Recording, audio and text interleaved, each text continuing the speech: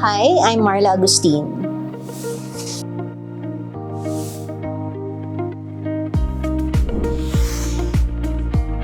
The biggest come-on for me when this role was offered was or is the sheer potential of the company.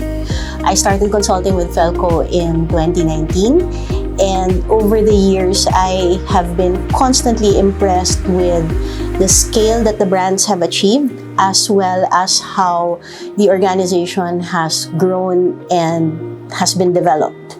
My employment experience has always been with multinationals, and many of them today are contracting their businesses in different ways.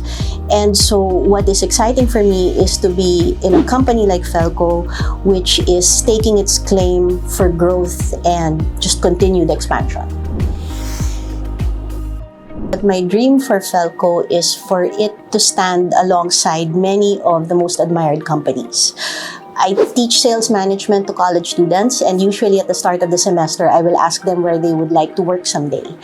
And many years ago, the answers would be the familiar names, and usually multinational, fast-moving consumer goods companies, your Unilever, Nestle, Procter & Gamble, and Johnson & Johnson. Maybe about 10 years ago, you would hear names like Jollibee Foods Corporation, you would hear Globe Telecoms or Unilab, or at the time ABS-CBN. So there is a recognition now of different industries, as well as a recognition that the Filipino companies are just as admirable and just as impressive of the MNCs. And my dream is for Felco to be right alongside those companies, because I believe it is capable of doing that. I will constantly say that the world has changed and that it continues to be in flux. And we see this in many different things. The internet has changed the way we receive as well as look for information.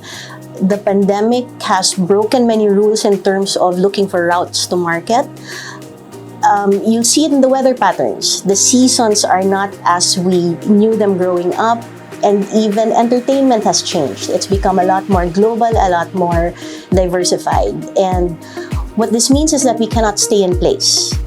And in order for us to thrive in this new world order, we have to stay curious. That as a business, we have to be constantly looking outside of ourselves, outside of our own, and we observe what's going on in the market, we look at what's going on with our customers, and even what's going on with our competitors.